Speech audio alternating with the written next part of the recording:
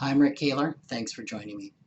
I recently wrote a column about an aging friend of mine who, after years of doing it himself, hired someone to clean out his gutters.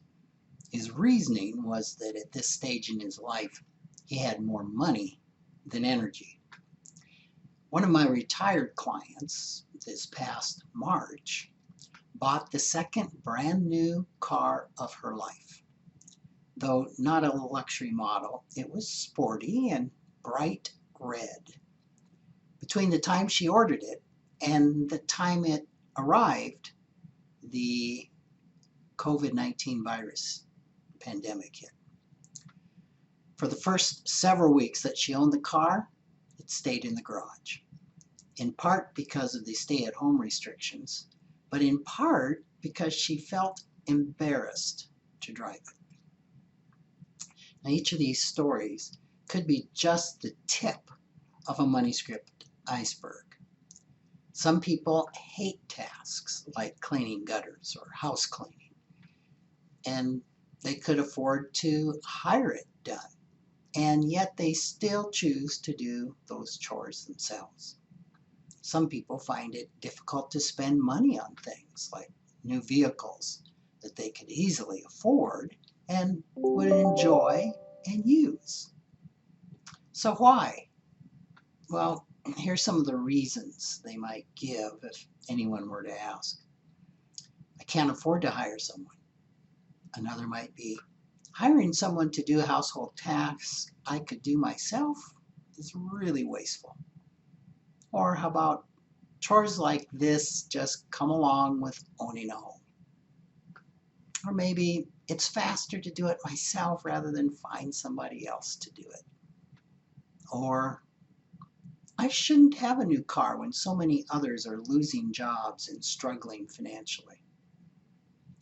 Or maybe I shouldn't have bought a car with the economy so uncertain. I might need that money. These money scripts are all internally driven. They're held in place by what you think, feel, or believe about your money behaviors. Other scripts are driven by what you believe other people or society may think about your money behaviors.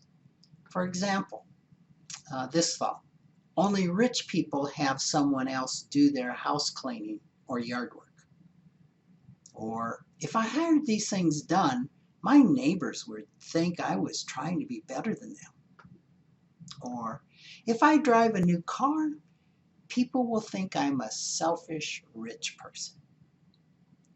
The what would other people think, WWPT, money scripts are often externally driven and really cultural. We tend to associate with and live near people who mirror our financial circumstances and money scripts.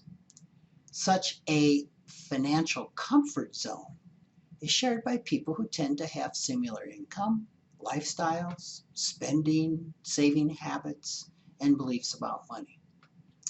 These zones are artificial financial boundaries that we impose on ourselves or others. They're not necessarily defined by what we can or cannot afford, or even by what we really want. Yet we and those around us can become uncomfortable if we move too far outside of those boundaries. Certainly, people can and do expand their financial comfort zones. Children who grow up in low-income families, for example, might be able to get an education and go on to careers that bring them financial success far beyond that of their parents. Often, uh, these that leave the financial comfort zone of their peers are ostracized unless they mend their ways and return to the beliefs and behaviors of the zone. It's no wonder that many people coming into unexpected wealth unconsciously feel a need to get rid of it. It's one way to get back into the familiar zone where they know how things work, they are comfortable, they belong.